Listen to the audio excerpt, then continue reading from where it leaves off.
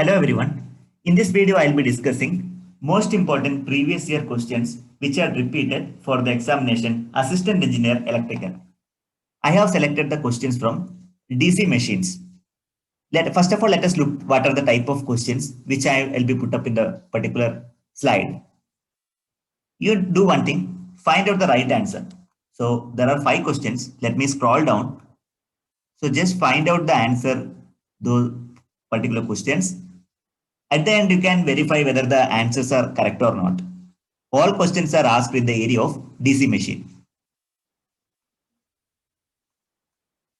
Okay, I hope you are going through the questions. You can pause the video and just you can verify. Don't take more than 1 or 2 minutes. Within less than 1 minute, you can solve this. All questions are theoretically based questions. Anyway, let us discuss the questions. Moving on to the first question. Please read out the question first. The counter EMF of a DC motor often exceeds the supply voltage, aids the applied voltage, helps in energy conservation, regulated its armature voltage. Which could be the right answer? Actually, the counter EMF or back EMF, that will act as a self-regulating mechanism. That means it helps in energy conservation. I can go for option C. Option C is the right answer.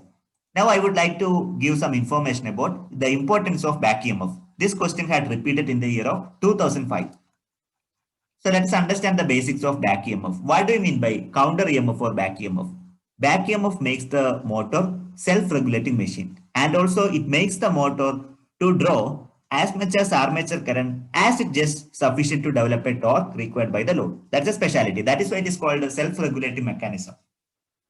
The following equations are used to calculate the back EMF. EB is equal to 5 by 60 into P by A, where P is the number of pole and A is the number of conductor per parallel path, Z is the number of conductor, N is the speed in terms of RPM. If you are given with the terminal voltage, you can use the particular formula EB is equal to V minus IARA, where V is known as terminal voltage, IA is the armature current, RA is the armature resistance. Remember, the value of armature resistance will be very low. Okay, so this is very important equations you have to remember, and many problems or many numerical examples can be expected in the area. Okay, moving on to the second question. The armature torque of a DC motor is a function of its field flux, armature current, speed, both A and B. So in case of armature torque, you have to recall the formula. So if you recall the formula, you will come to know that the armature torque of a DC machine or DC motor, that will be depending on 2 parameters. One is field flux, another is armature current. So I should go for option B. Let us familiar what is the equation corresponding to armature torque. Okay, so I'll be showing you the equation that is very important. Please do remember that equation. So torque equation can be given as T is equal to Ka into phi A, where Ka is known as Pz by 2 pi A. A is the number of conductor per parallel path and Z is the number of conductors. Okay. So this is most important equation. So from this equation, you can able to write it as torque is equal to T is equal to torque is directly proportional to phi into Ia. So this is one of the most important relation. So there are a lot of numerical example which can be expected in the same area. So do remember this formula. So let us continue the third question. The shaft torque of a DC motor is less than armature torque because of dash loss, copper loss, mechanical loss, iron loss, and rotation loss. Straight away I can reject these 2 options. Copper loss and iron loss is not at all concerning for this question. So another 2 options are mechanical loss and rotational loss, which could be the right answer. Obviously, I should go for the option D, rotational loss. Question is very simple, but you may get confusion. That's why I'm telling. Question number 3, the right answer is option D.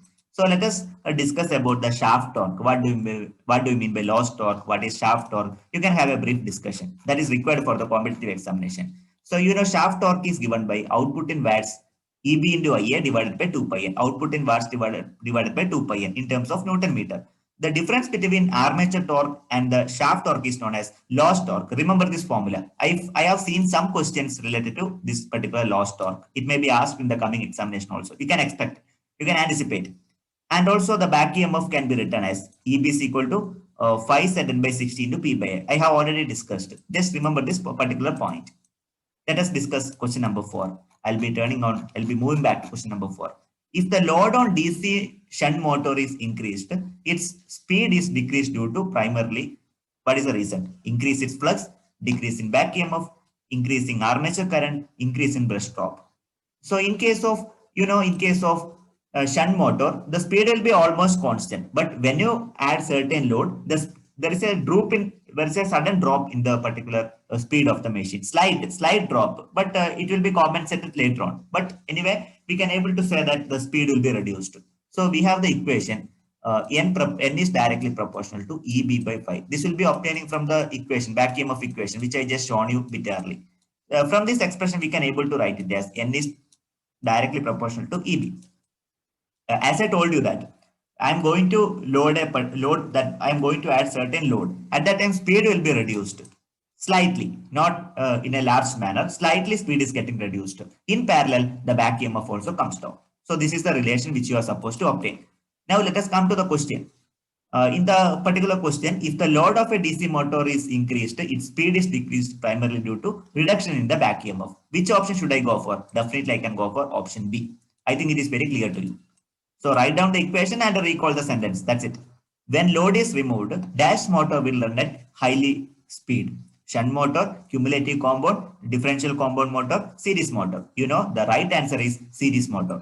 So don't start the DC motor without any load. You are supposed to add certain amount of load and start the DC series motor. So otherwise, the impact is the motor goes dangerous speed. So don't start the series motor without any load. You are supposed to add certain load and start. Otherwise, your motor winding will be spoiled. The motor goes dangerous speed and it will be burned out. Winding will be burned out.